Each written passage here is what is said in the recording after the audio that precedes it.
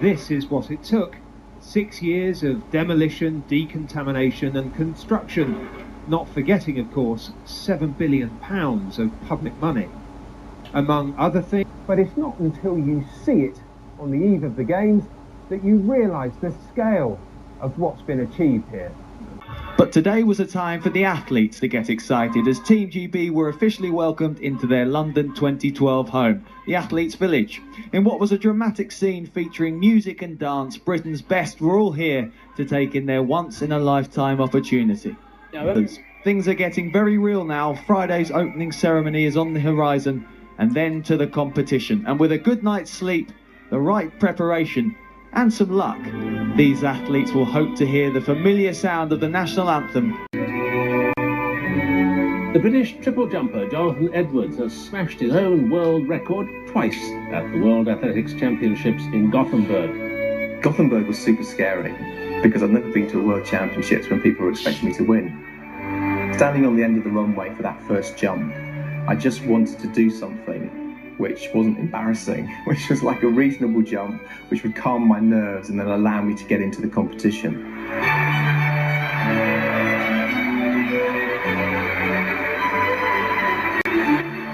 Here comes Edwards. And that is massive! And it's legal! To do 18.16 in the first round was just more than I could have dreamed of. The crowd are expecting something special now. The look on my face before my second jump tells you that it was a different athlete from the one who took to the runway for the first jump. I think I kind of went like, this is the one. There was a smile on my face, I'm going to go for it. And I wasn't very much in a different frame of mind. Jonathan comes down, hop stepping and jumping and breaking the world record, but it was just ginormous. Oh, he's done it again! As soon as I landed in the pitch, it was a world record. I didn't need to look up at the screen to see where it was in comparison to the marker boards. I knew it was a better jump than the previous jump. So I just kind of stood up and shrugged my shoulders as if to say, well, that's another one for you. I just remember the atmosphere in the stadium at that time. It was just incredible to think that somebody could do that, and he just nearly jumped out the pit. 5 years later in Sydney, the world record holder fulfilled his dream of winning an Olympic gold medal too. There's two boxes you want to tick as an athlete, to be Olympic champion and to be the world record holder. But which of those two boxes means the most to him? I'm very attached to my world record because nobody has ever jumped as far as me. The longer it lasts, the more it feels like it's my possession. And it's 17 years now. I never believed it would last 17 years.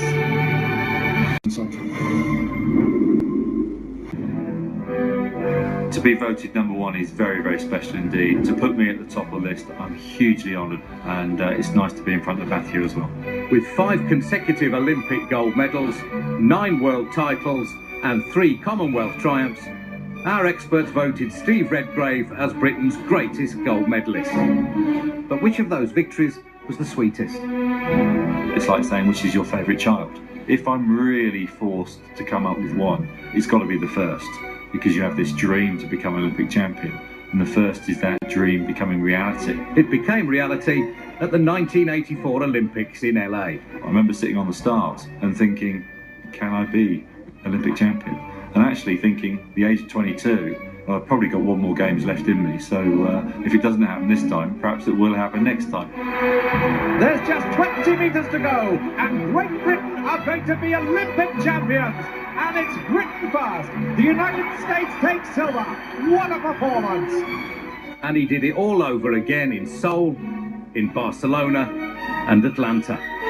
If anyone sees me go anywhere near a boat, you've got my permission to shoot me. I do not ever want to get in a boat again. I've had enough. Pushing himself to the very limit had prompted Redgrave to announce his retirement, something he immediately regretted. I was then starting to think of competing in Sydney, literally 24 hours afterwards.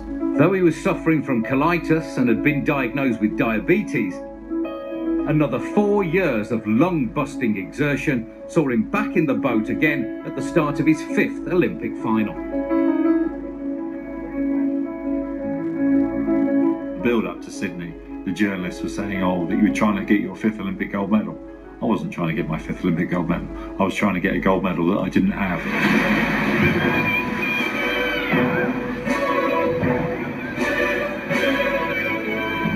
had to overcome so many problems to be in this boat today.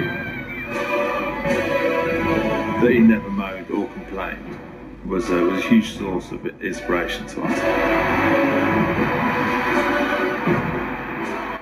And the whole crowd are up on their feet. Everybody desperate to see this historic moment as Great Britain cross the line fast to win the gold medal in Sydney. I remember drooping over my oar handle and thinking, God, that really hurts.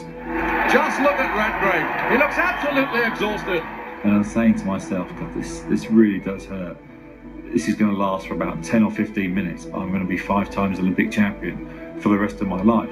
Defending the title, I mean, it's tough enough to do it once. I think it takes extra to come back after 4 years with all the ups and downs that you get inevitably in that 4-year period. To get it in the right shape on that one day, every 4 years, for 5 games in a row, was amazing. That's why I take my hat off to Steve Redgrave. I mean, he's done that on 5 separate occasions, and that is a monstrous achievement.